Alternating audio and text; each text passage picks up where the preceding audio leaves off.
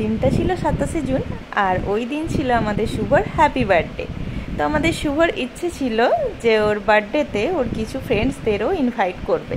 তো সেই রকম ওর কিছু ফ্রেন্ডসদের ইনভাইট করা হয়েছিল। আর এই দেখো আমাদের বাড়িতেই কিন্তু রান্না হচ্ছিল।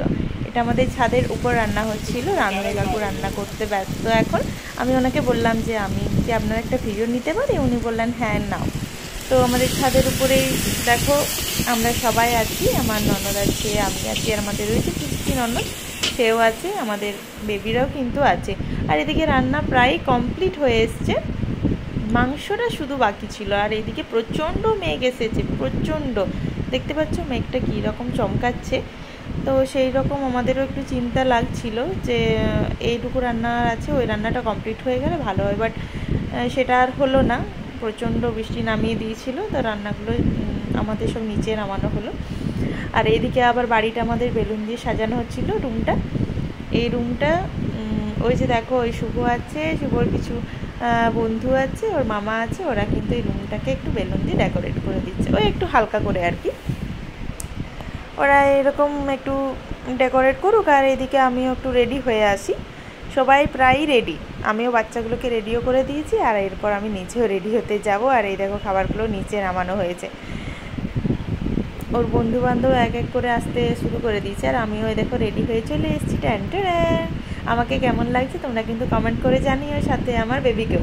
আর এই দেখো আমার মেয়েকে কিন্তু আমি একটা হেয়ার ব্যান্ড পরিয়েছি, ওকে কিন্তু কেমন লাগছে তোমাদেরকে কিন্তু অবশ্যই জানাতে হবে। আমরা খুবই মজা করছিলাম, সবাই খুব মজা করছি। আর এইখানে আমার মেয়ে আছে দেখো ঠাম্মির কাছে, আর এদিকে আমার ছেলে ঘুমিয়ে পড়েছে। আর এখানে সবাই দেখো বসে আছে, সব যে যার মতো আনন্দ করছে। আর এরপর আমাদের বার্থডে বয়ের কেক কাটা শুরু হবে। তো এরপর আমরা কেকটাকে সাজিয়ে নেব। কেকটাকে আমাদের সাজিয়ে নেওয়া হয়ে গেছে, কেকটায় আমরা মোমবাতি দিয়ে সাজিয়ে ফেলেছি। দেখো এরপর কেকটা কাটবে, মোমবাতিটাও নিভিয়ে দিয়েছে। এরপর কেক কাটা শুরু হচ্ছে। Happy birthday to you, happy birthday to you, happy birthday dear Shubho, happy birthday to you. এরপর ও ওর ঠাম্মিকে কেক খাওয়াচ্ছে। এই দেখো ঠাম্মিও ওকে কেক খাওয়াচ্ছে।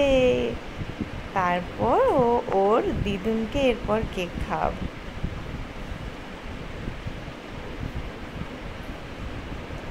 দিদুনকে কেক খাওয়ানো চলছে, আর সবাইকে ও কেক খাওয়াচ্ছিল, খুবই ভালো। তারপর কেক কাটার পর আমরা সবাইকে কেক দিলাম, আর তারপরই বাচ্চাগুলোকে নিয়ে আবার ছাদে আসা হলো, ওখানেই খাওয়ার ব্যবস্থা করা হয়েছিল। ছাদে দেখো খাওয়ার পর্ব চলছে।